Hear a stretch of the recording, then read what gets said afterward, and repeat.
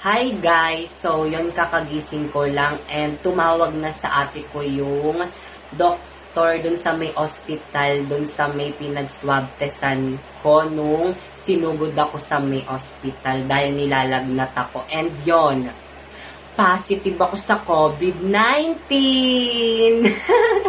Okay lang, di naman masakit. Konting sakit lang naman. So, yun, nung sinabi sa akin ni ate na nag-positive daw ako sa may nCoV-19, natakot ako kasi ayun yung kinakatakutang sakit ngayon eh. Tapos dumapo sa akin, nandito lang naman ako sa may bahay, nagtitiktok. Pero ayakong maging malungkot nung nalaman ko yun kasi kung magiging malungkot ako, baka lalo lang akong magkasakit. Kaya yun, happy-happy lang. Hello po? O bakit? Kumusta na kayo ng anak ko? Ano po kasi? May sakit po si Ampon. Hinahanap niya po kayo. Ano? Pakausap nga ako sa anak ko. Hello, Tay? O anak, kumusta ka na? Ayos ka lang ba? Oo naman, Tay. Malakas kaya ako. Mana ako sa'yo eh. Magpagaling ka, anak ka. Bibilan pa kita ng maraming toys. Opo, Tay. I love you, Tay. Ate, wag mong sasabihin kay tatay na may cancer ako, ah. Oo naman. Pangako. Pero sana wag ka nang gumaling. Iba't ibang uri ng tao sa Burulan! Wah! Bakit mo ko iniwan? Wah! Excuse me? Sino ka? Ako yung asawa, oh. Mas okay ka pa umiyak kaysa sa akin. Ay, sorry po, Mare, mauna na kami. O sige lang. Iuwi ko na tong pagkain, ha? O sige. Salamat. Condolence ulit. Bye. Sundan sana kayo ng mga espiritu dito sa may St. Peter. Mare, condolence. Salamat. Para saan tong sobre? Para sa abuloy. Babayaran nyo man lang yung mga lalamunin nyo dito. Kailangan ko mag-aral ng mabuti para pumasa ako sa may exam ko. Oh, Yaya, anong ginagawa mo? Di ba ang sabi ko sa'yo, labahan mo na tong mga damit ko? Ano po kasi, ma'am? Exam ko na po bukas. Kailangan ko pong mag-aral. Ay, baka nakakalimutan mo na. Ang obligasyon mo dito sa may bahay namin ay isang kasambahay lang. Alam mo, tatamarin ka rin sa pag-aaral, kagaya ng mga magulang mong batugan. Paumanhin, ma'am. Huwag niyo naman pong pagsabihan ng ganyan yung magulang ko. Bakit? Totoo naman kaya nga mahirap lang kayo eh. Labhan mo na yan. Kung hindi, hindi kita bibigyan ng pampaaral mo.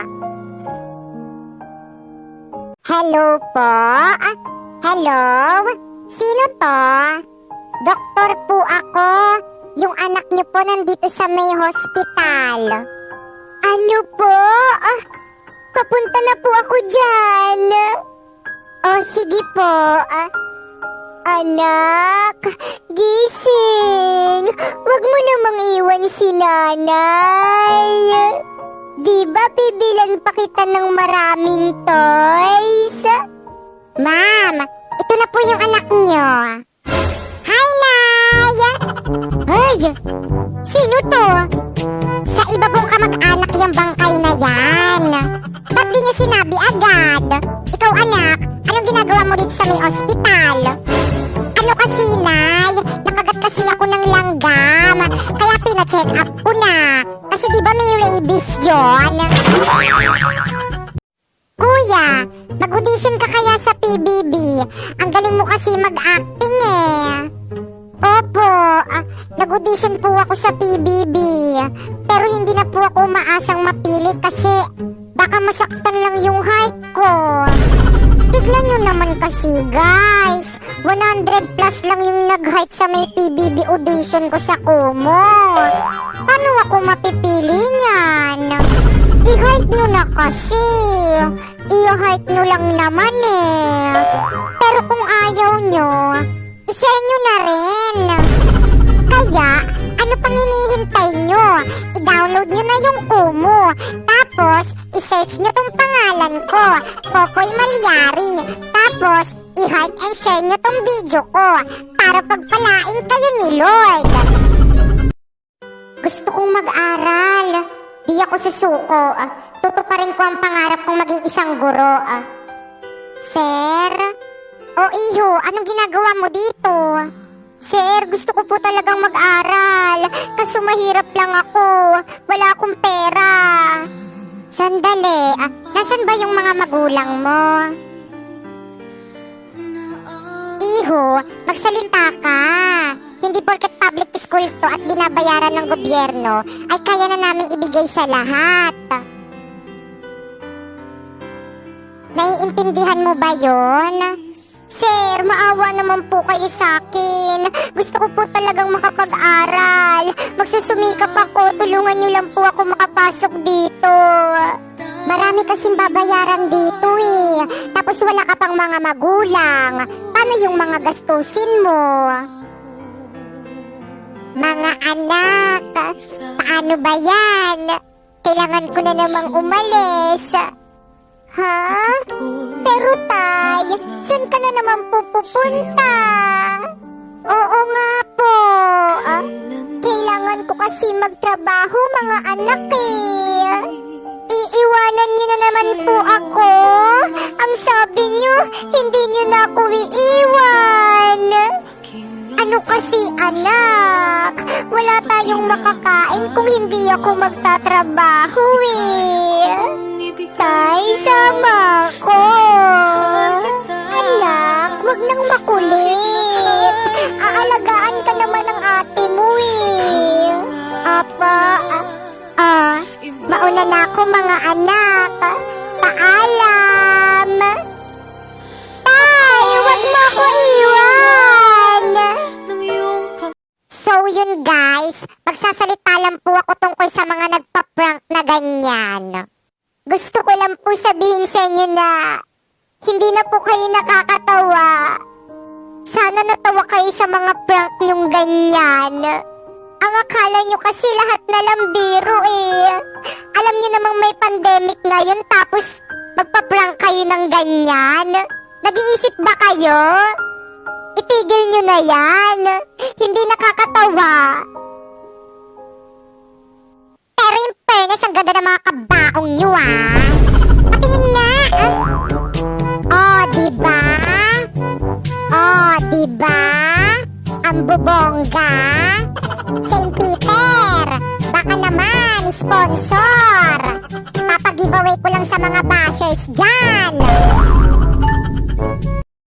Hoy! Ang pangit-pangit mo. Hoy ka rin. Ang pangit-pangit mo rin. Mukha kang puwet. Ganon. Kala mo nangaasar ka. Hindi naman kita inaano. Aray! Bakit mo ko sinampal? Nauna ka naman mga sara. Siyempre, di ba masamang gumante? Susumbong kita kay mama. Hala, uwi na nga ako. Mama! O bakit ka naiyak anak? Yung kalaro ko sa labas, sinampal ako. Okay lang yan anak. At least pinalad ka. O mga estudyante dyan, buhay pa ba kayo? Sabayan nyo ko. Heto na naman si classmate, nagpapasend sagot sa module niya. Lagi na lang niyang sinasabi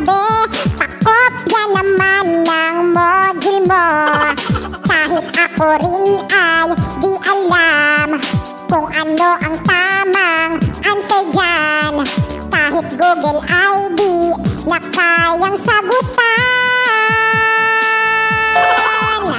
Kakopya naman ng module, isend yun na iyan, wag nang mahiya. Kakopya naman ng module, kahit Google di na kayang sagutan. Halata sa mga mukha niyong nahihirapan kayong patawarin ako. Talagang mahirap. Maintindihan ko kung hindi mo ako mapapatawad. Lalo't ang dami ko naman talagang nagawang kasalanan sa'yo. Buti alam mo. Anak, wag mong pairalin yung galit mo. Patawarin na lang natin yung ate mo.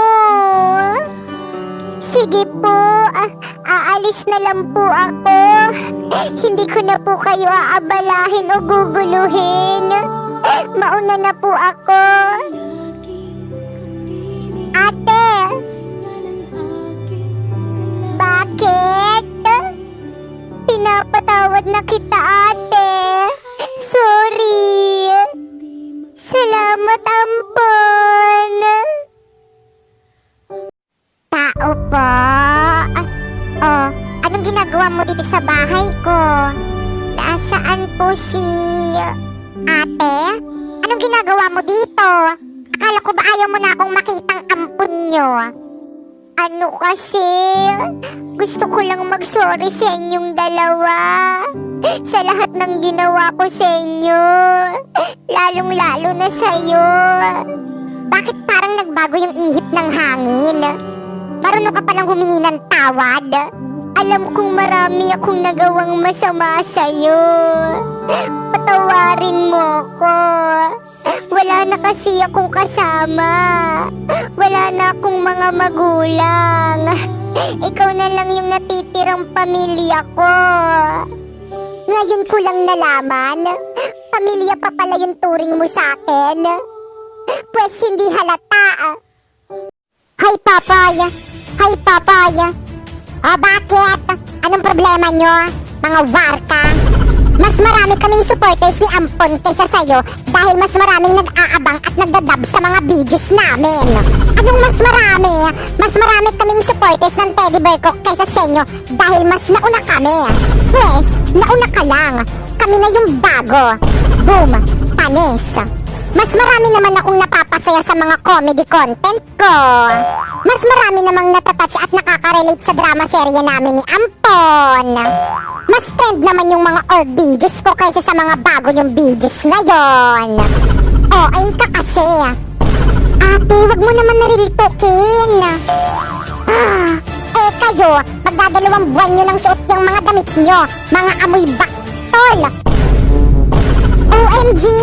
Wag mong pagkalat! Sige na nga, panalo ka na!